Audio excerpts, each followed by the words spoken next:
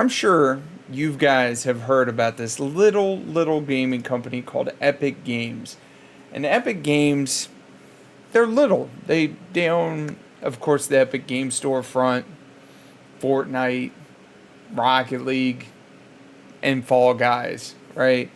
But anyways, this is what I find interesting is that Epic Games just announced today that they are cutting almost 900 jobs in the video game industry's latest mass layoff. Which I was reading through this and like this quote right here really caught my attention. For a while now, we've been spending way more money than we've earned, investing into the next evolution of Epic and growing Fortnite as a metaverse, oh my god, inspired ecosystem for creators. I had long been optimistic that we can power through the transition without layoffs, but in retrospect, I see that was unrealistic. And to me, that doesn't make sense, right? While Fortnite is starting to grow again, I mean they did put in the no builds, which is amazing. Is The growth is driven primarily by creators content with significant revenue sharing. I hate to say it, but the revenue sharing is they're talking about creator codes, and I don't think creator codes really hurt your bottom dollar that much because here in a minute we're going to look at some of the money that they were earning. Success with the creator ecosystem is a greater achievement, but it means a major structural change to our economics. That quote doesn't sit right with me because, yes, like one thing that I always preach about is that when it comes to creators, is like, especially with the DMCA stuff, it's free advertisement for your music. It's free advertisement no matter what you do. If I decide I'm going to play it, it's going to be free advertisement because whether I have one person watching or whether you have 5,000 people watching, people are going to be like, damn, who is that? What game are you playing? And it's free advertisement. That's all it is, period, end of story. So that's why I don't understand why the music industry is as greedy as they are when it comes to DMCA stuff. Um, 2/3 of the job cuts comes from outside of our core development team.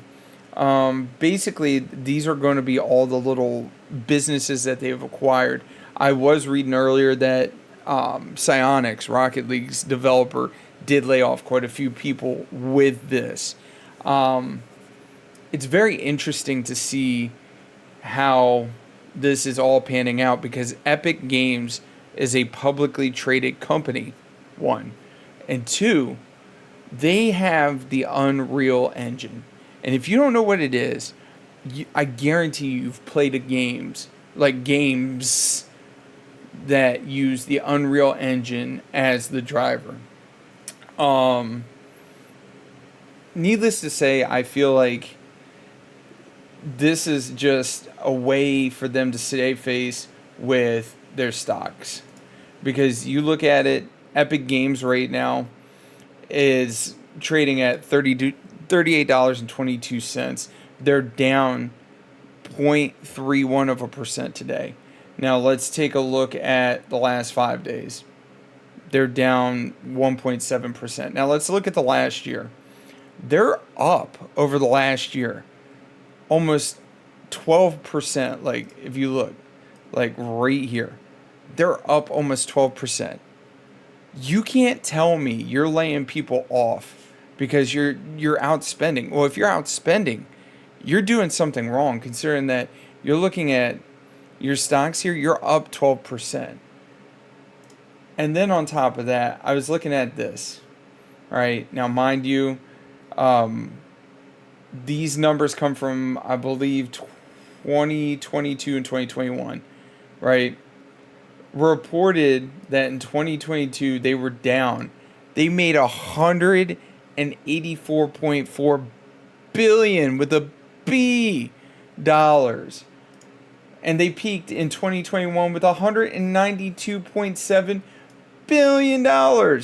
There's no way you're outspending what you're bringing in. If you are, that's terrible, terrible management. And then on top of that, you could probably take a pay cut, bub. Like most of these CEOs that do the company thing, they get these astronomical bonuses for stuff that they basically are, it's guaranteed it's going to happen, but they're going to take the bonus and be like, hey, we did that. And it's just a bad look when you're looking at it. You're laying off 200 people and you made $184.4 billion a down year, where the year before that you almost made 200 billion. Like, kind of makes you wonder, like, hey, take a look at those books. But anyways, guys, I just thought I'd cover that because, like I said, when it comes to publicly traded companies, you can actually look and pull up and see how much money they made. And then on top of that, if you look at their stock prices and their stock prices aren't down on the year, there's no reason to lay people off unless there's poor bookkeeping, there's something coming along the horizon, which potentially could be. It just doesn't make sense to me.